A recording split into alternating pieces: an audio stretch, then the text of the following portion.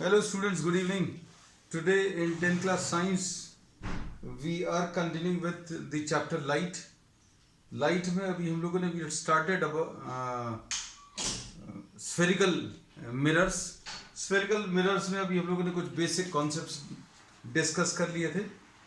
वो एक quick revision ले लें.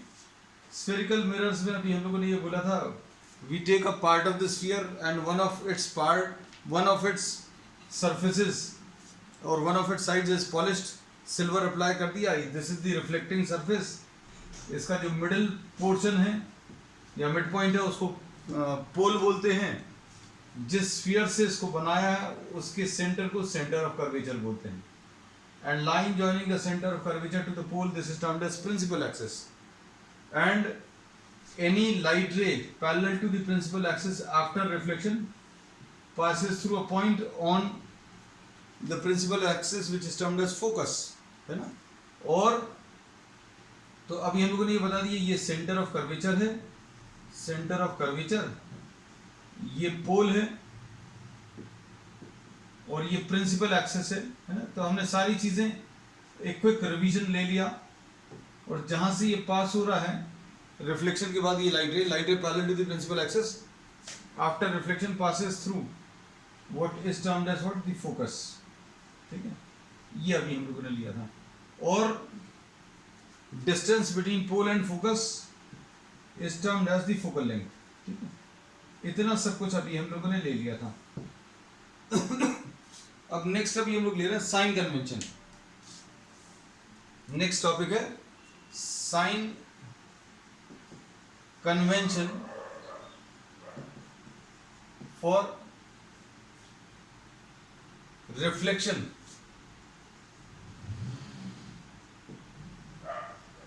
by spherical mirrors.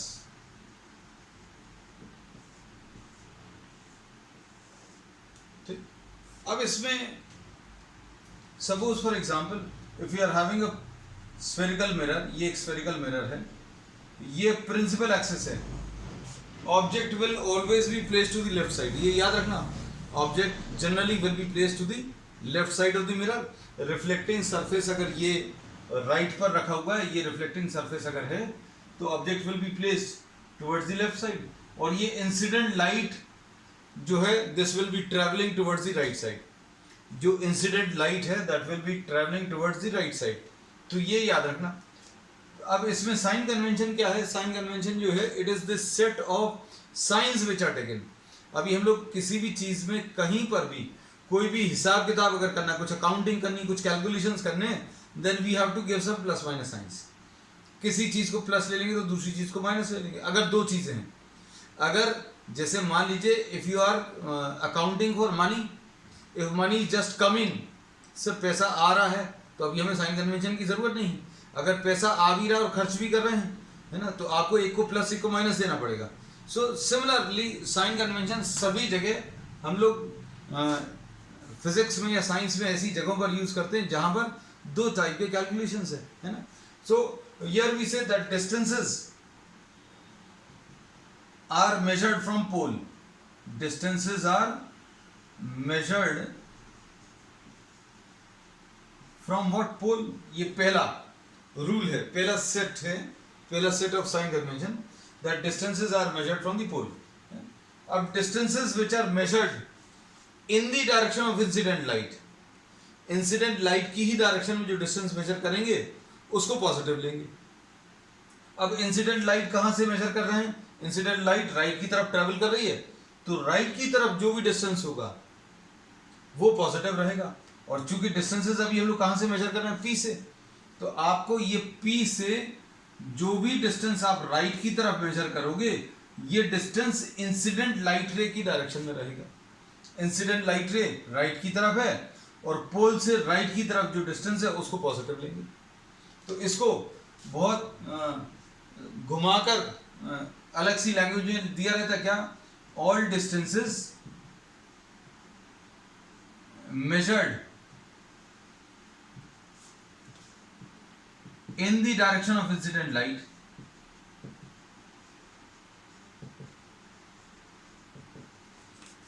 Are taken as positive.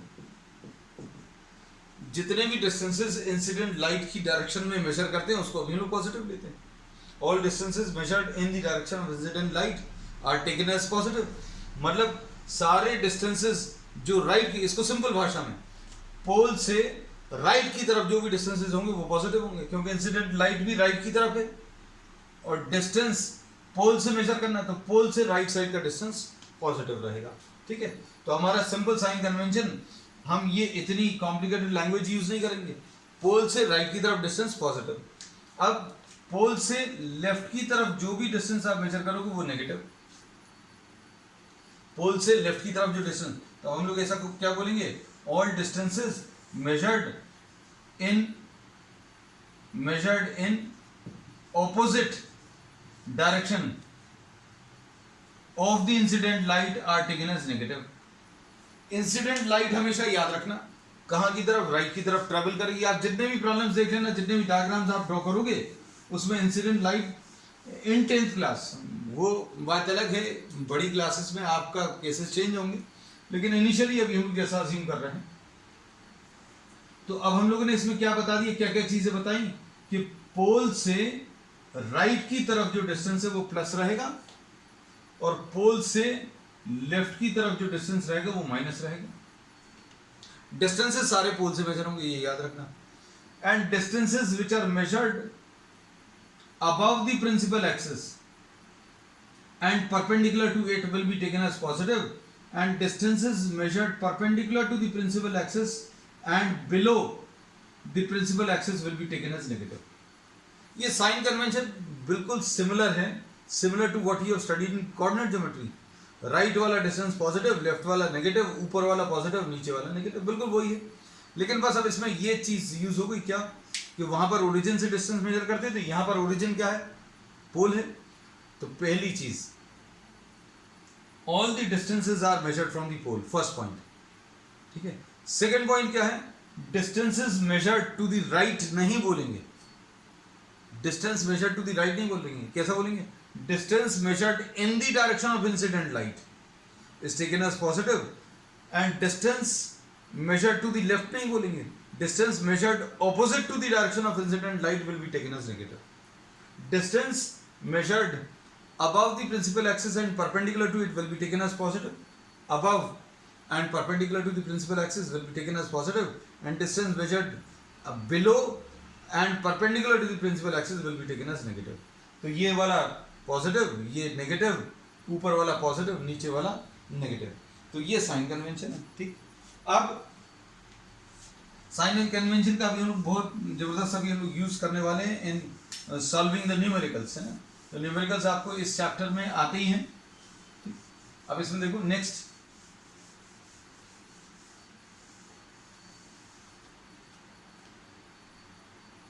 Next topic है इसमें relationship between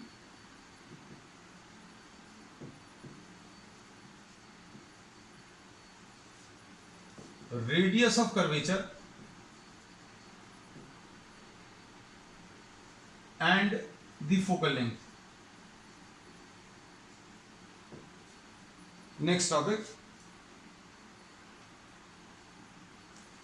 This is for what? For a spherical mirror. Light में अभी हम लोग बहुत सारे अप्रोक्सीमेशंस लेते हैं, अब इसमें भी देखना अप्रोक्सीमेशंस कैसे आएंगे। अब देखो relationship between what, radius of curvature and focal length. अब ये रिलेशन जो है वो r is equal to 2f आता है। अब इसी को अभी हम लोग प्रूव करके बताएंगे। r रेडियस ऑफ कर्वेचर क्या है?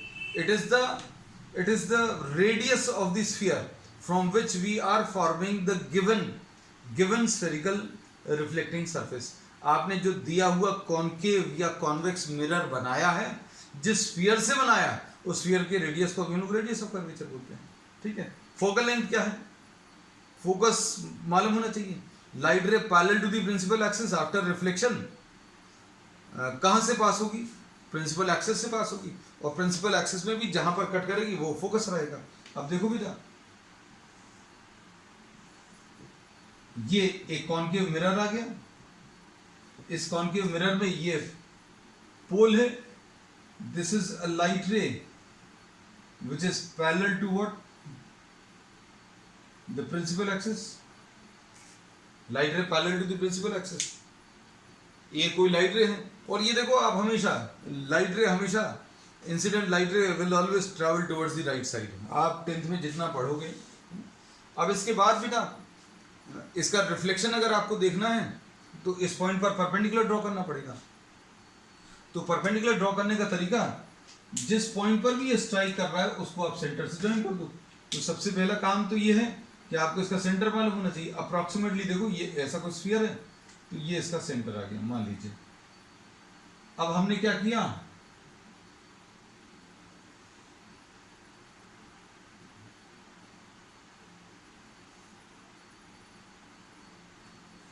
हम लोगों ने देखो यहां पर ये परपेंडिकुलर ड्रॉ कर दिया।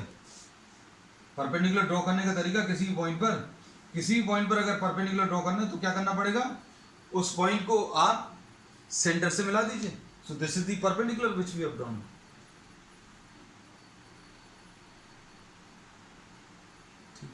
अब देखो बेटा इसमें we have got the incident ray, we have got the normal also. Now the turn is to draw what, the reflected रे।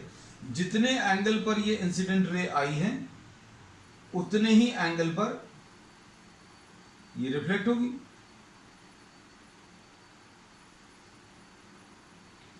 और ये रिफ्लेक्टेड रे आ गई, और इस एंगल को अभी हम लोगों ने क्या आर मार्क कर लिया।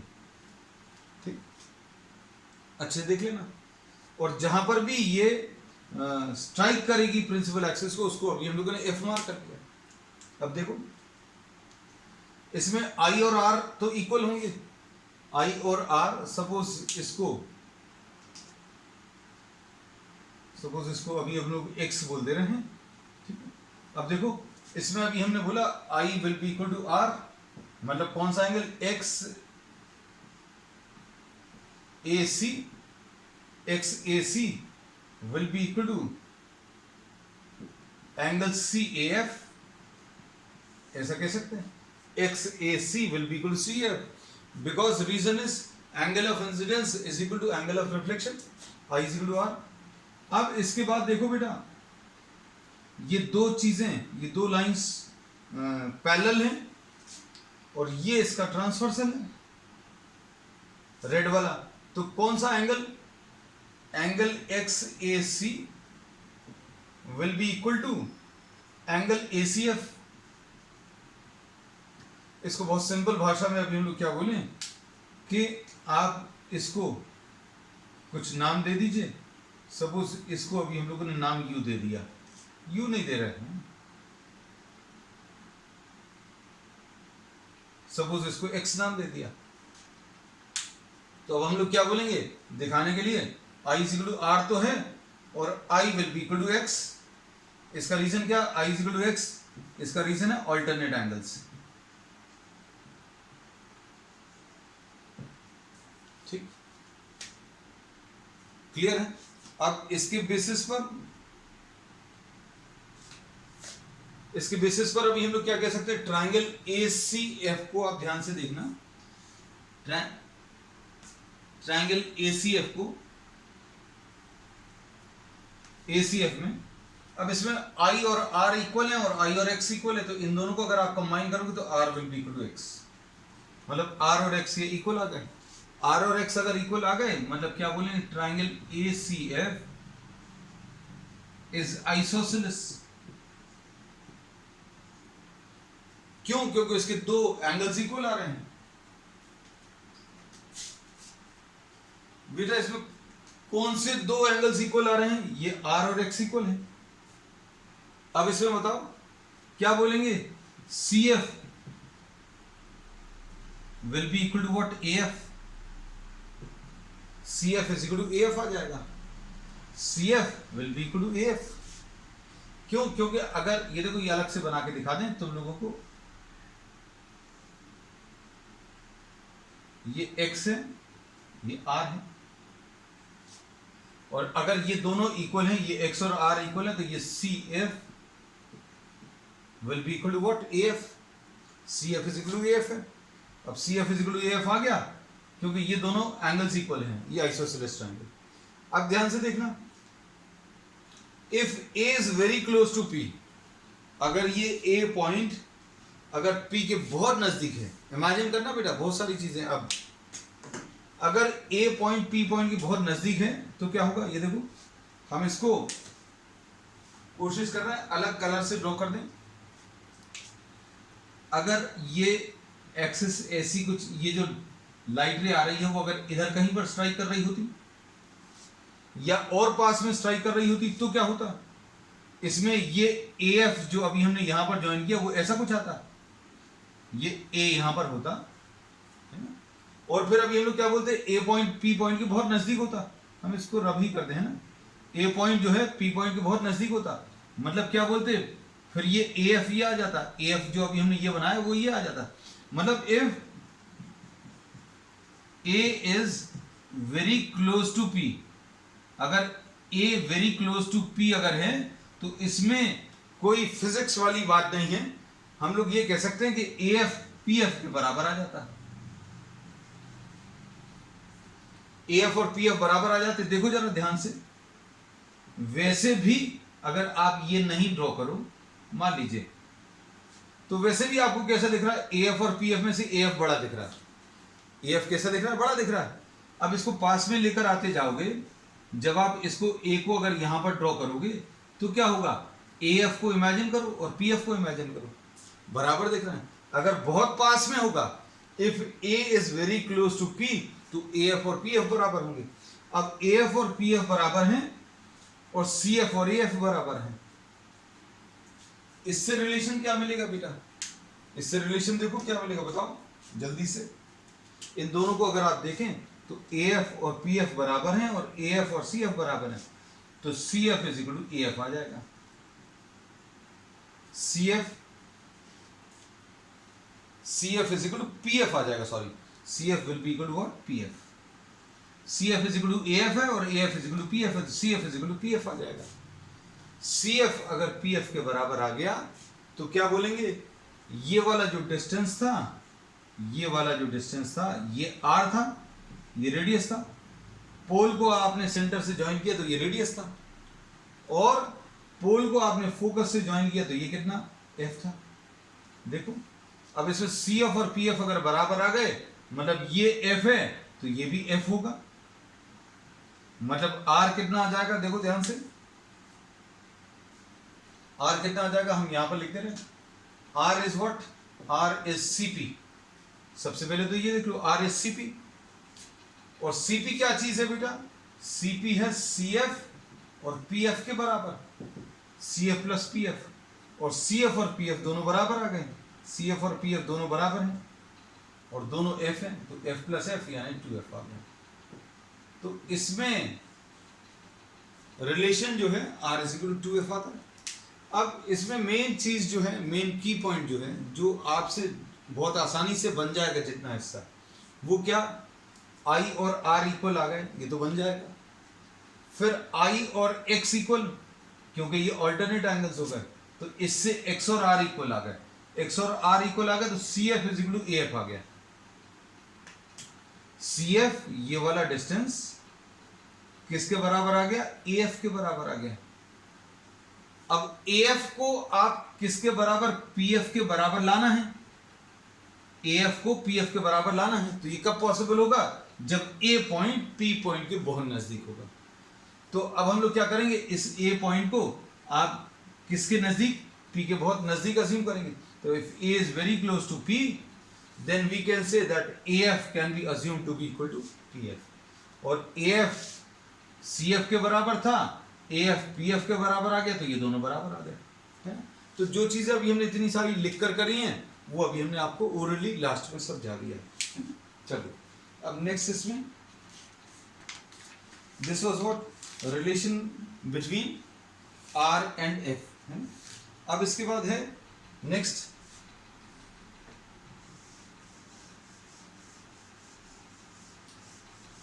formation of images, next,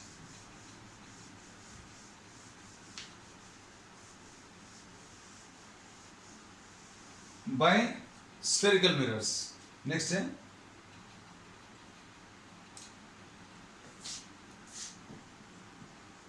rules for formation of images. Rules for formation of images formed by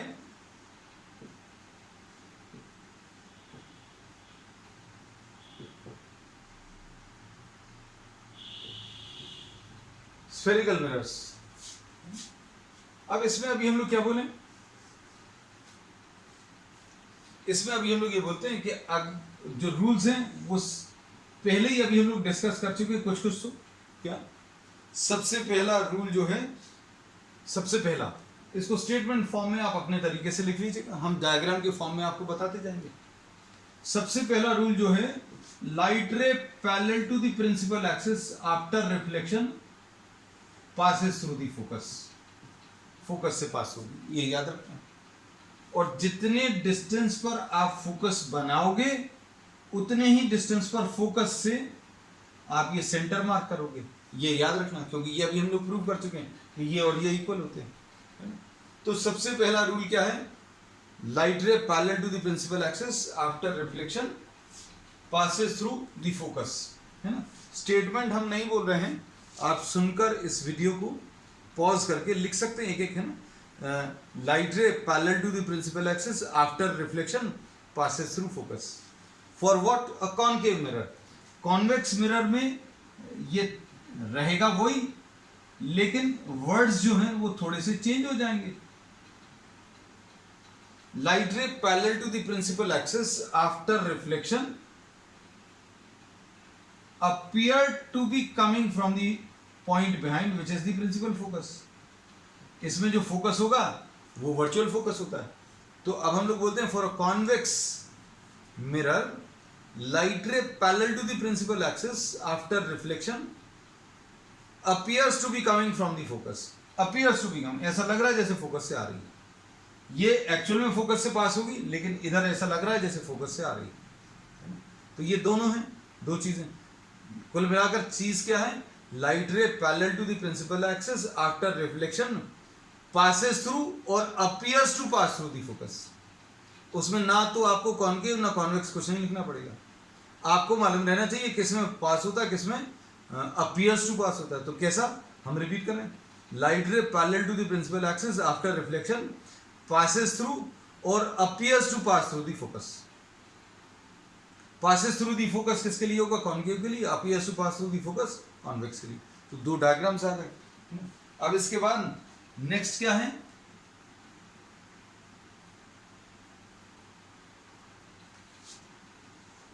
second,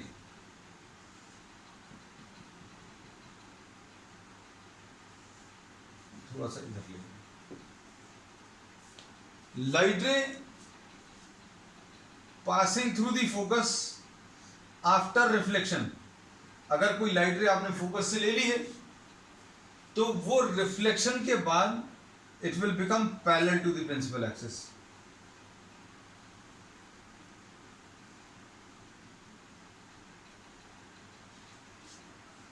ऐसा कुछ आएगा, ठीक है। अब नेक्स्ट वाला,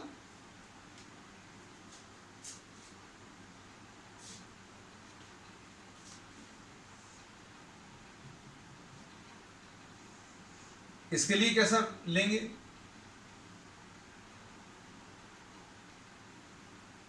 लाइट रे ऐसी कुछ है, it is appearing to pass through the focus after reflection will become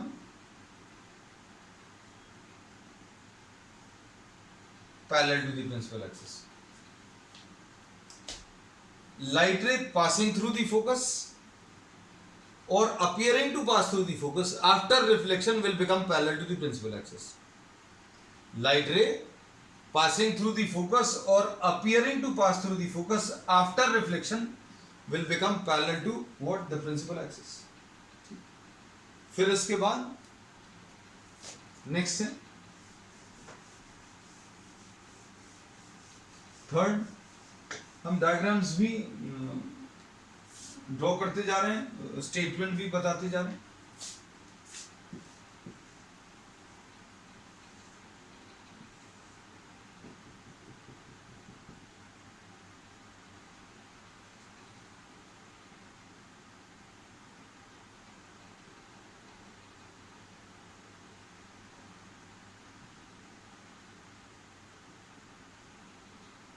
Light ray which passes through the center of curvature.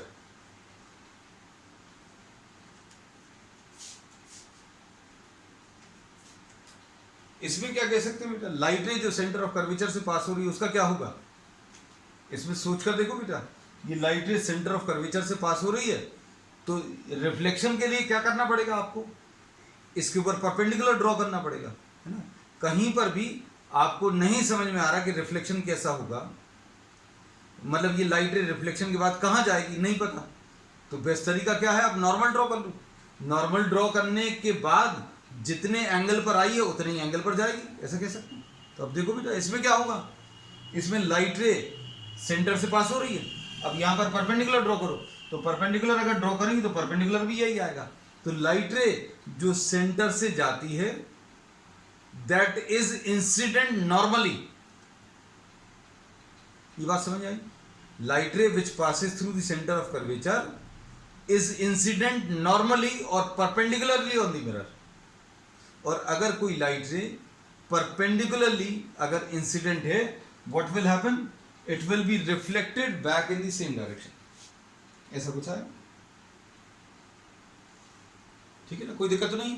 इसमें अभी हम लोगों ने क्या बोला, light ray which passes through the centre of curvature और light ray which is incident on a spherical mirror through the centre of curvature, passing through what, the centre of curvature, then it will be reflected back along the same path. क्यों, क्योंकि ये जो incidence है ये normal incidence है, normal मतलब क्या, perpendicular, है ना। ये तो अभी हमने कॉन्केव के लिए बनाया, कॉन्वेक्स के लिए अगर आपने ये देखो, इसका सेंटर यहां कहीं पर होगा बेटा, देखो जरा,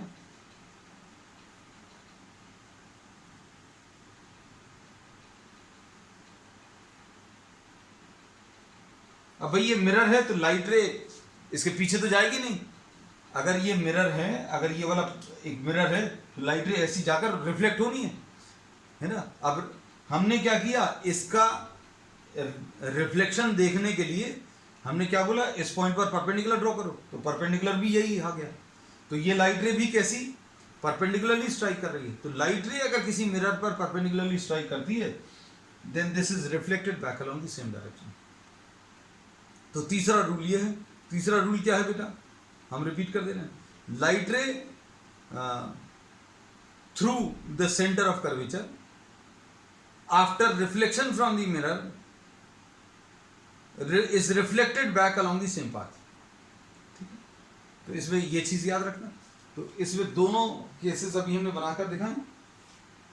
अब एक और केस आता है, वो मैग्निफिकेशन में यूज होगा, वो ऑब्लिक इंसिडेंस कहलाता है।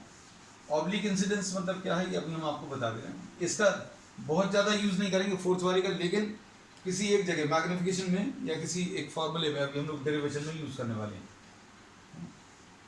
अगर कोई लाइट रे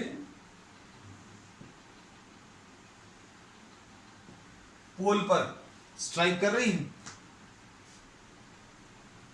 अगर ये पोल पर स्ट्राइक कर रही है तो यहां पर नॉर्मल ड्रॉ कर लो, नॉर्मल यानी परपेंडिकुलर। तो परपेंडिकुलर ड्रॉ करने का तरीका क्या है, आप इसको सेंटर से मिला दो, तो ये नॉर्मल आ गया, नॉर्मल ड्रॉ कर दिया। तो अब इसमें क्या होगा, हमने बोला ये लाइट रे कैसी जाएगी, कहां जाएगी नहीं पता, तो आप इसके ऊपर परपेंडिकुलर ड्रॉ करो, तो परपेंडिकुलर ये आ जाएगी प्रिंसिपल एक्सिस। हमने बोला स्फेरिकल मिरर पे परपेंडिकुलर ड्रॉ करने का सबसे अच्छा तरीका है, जिस पॉइंट पर भी परपेंडिकुलर ड्रॉ करना उसको सेंटर से मिला दो। जैसे यहां पर परपेंडिकुलर ड्रॉ करना था तो इसको सेंटर से मिला दिए, तो यही परपेंडिकुलर है। तो अब हमने बोला यहां पर परपेंडिकुलर ड्रॉ करना, तो ये परपेंडिकुलर आ गया, this is the normal and this is also what the principal axis. अब जितने एंगल पर ये आई है उतने ही एंगल पर रिफ्लेक्ट होगी। तो ये नया कुछ नहीं है इसमें। ये तो अभी हम लोगों ने फोर्थ वाला, ये ऑब्लिक इंसिडेंस कहलाता है।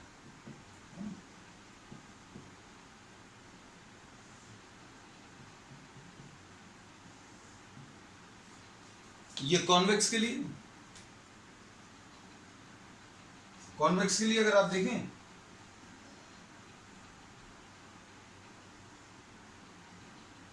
ये इंसिडेंट रे है, यहां पर परपेंडिकुलर ड्रॉ कर लो। परपेंडिकुलर ड्रॉ करने का तरीका, आप इसको सेंटर से मिला लिया।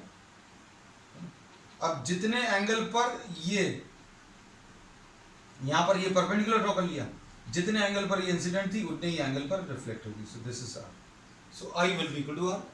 ठीक है, तो ये जो लास्ट वाला जो डायग्राम है वो बहुत ज्यादा यूज नहीं होगा, है? बस इसमें ये याद रखना, यही रूल्स हैं, और इन्हीं रूल्स का यूज करके अब हम नेक्स्ट टर्न पर कुछ इमेज फॉर्मेशन लेंगे, है। So on the next turn be ready with what pen and scale, उसकी जरूरत पड़ेगी। एक अभी हम रफ आइडिया भर आपको दे रहे हैं how the image will be form. ये एक्सटेंडेड ऑब्जेक्ट है।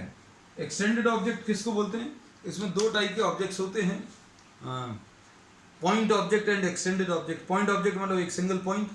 अब हम लोग क्या करते हैं, सभी जगह से पॉइंट्स तो नहीं अज्यूम कर सकते। आप क्या करते हो, ए पॉइंट की इमेज कहां पर बन रही है वो बनाने की कोशिश करते हो, है ना।